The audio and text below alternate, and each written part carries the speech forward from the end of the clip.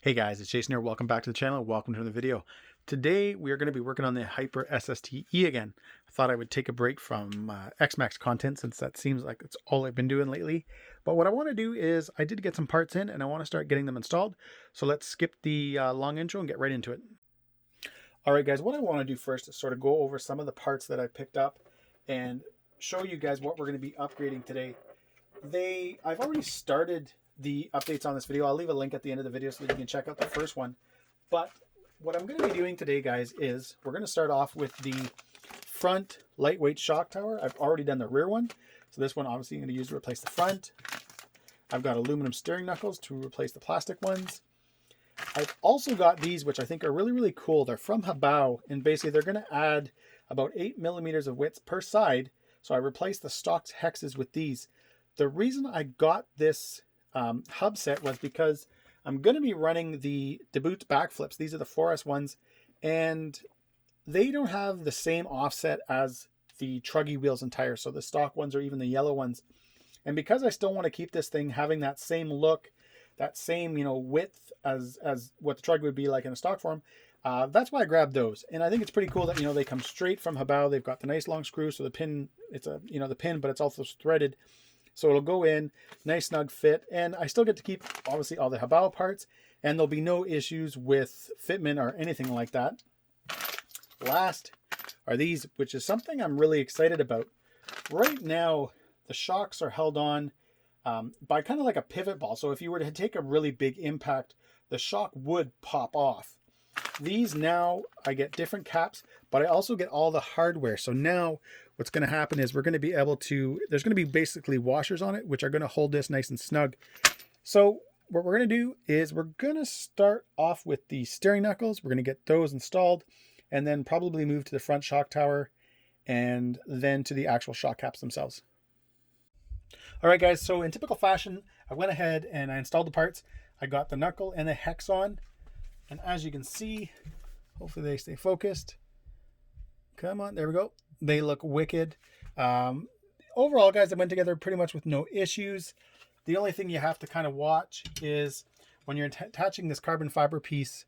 It was funny, I kind of took it out of the package. I didn't really know which way it went. Was it like this? Was it like that? And it wasn't until you actually try to put the screws in that I put one screw in here. Kind of bring this back up against the camera again. Hopefully this works. Come on, focus, focus, focus, focus. There we go. When you're putting this screw on, and after you get the screw in, you'll notice that this hole will be a little bit off if you're working with this side. So as soon as I kind of flipped it over, got the screw in, I noticed right away that, yeah, the other screw just dropped in and we were good to go. So hopefully that makes sense to you guys. But what I want to do now is I'm going to put the other tire on. I put the 3 on. Obviously, I left this one off just so you guys can see the knuckle and the hex. And what's funny is, as I've already mentioned, I bought these extended hexes just so I could keep the width of the truck, knowing that these, again, have different offset. What was funny, though, was, and I've already tried this, is I put everything on, and I powered it up, and I went to adjust my, and, kind of use my steering, and I noticed something right away, and I'm going to show you guys that right now. All right, guys, I feel like by now most of you have probably already caught on what I'm going to get to right now, but I'm going to show you guys anyways. So, again, like I mentioned, I went with those 8mm extenders just to bring this out a little bit more since these wheels and tires, well, the wheels didn't have the same offset.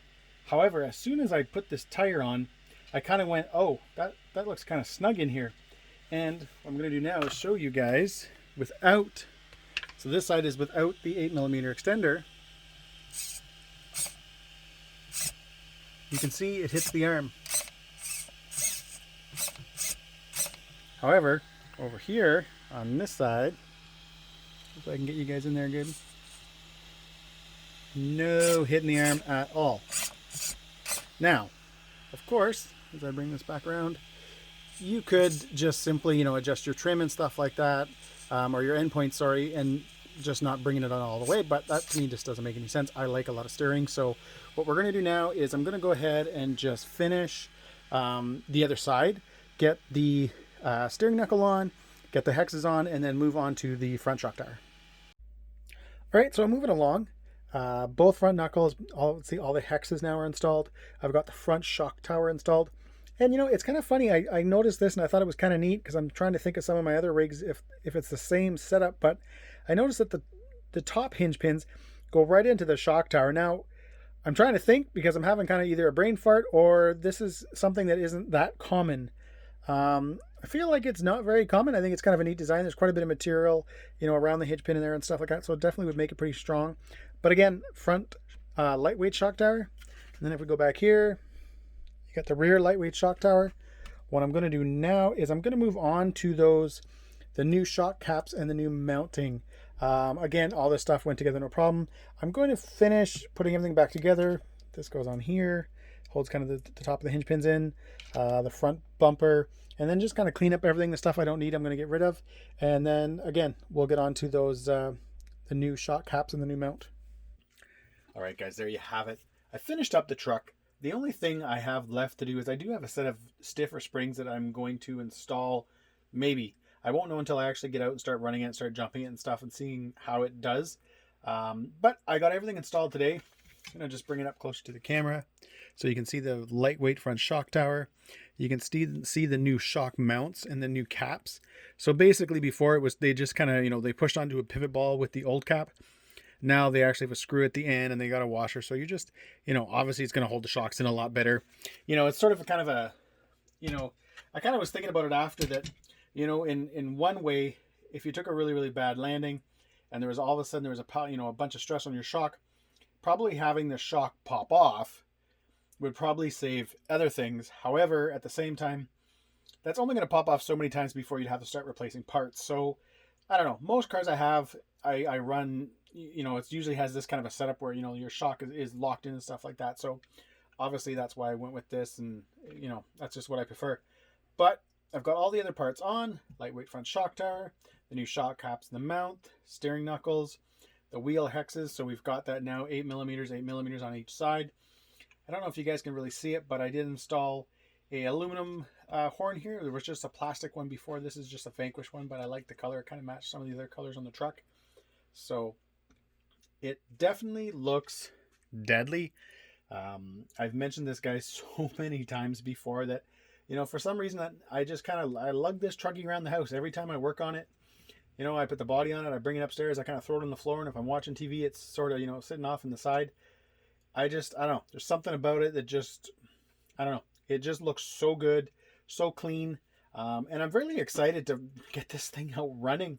But I'm going to, you know, I've mentioned this, guys, a few times. I am going to wait till I can actually get it out and go someplace where I can get some traction and have some fun. You know, running a big monster truck over snowbanks and stuff like that is fun. But for something like this, you really want to get the performance. I want to see the performance right away. And taking it to a parking lot where I'm just going to slip and slide all over the place isn't going to be a whole lot of fun. What I want to do now, though, is I'm going to throw both bodies on the truck with these new backflips, these new 4S backflips, just so you guys can see how it all looks. I already had the body on and it looks wicked. So anyways, guys, that's the video. As always, thanks for watching. If you enjoyed this video, give me a thumbs up. Please subscribe and have a good night and enjoy the pics.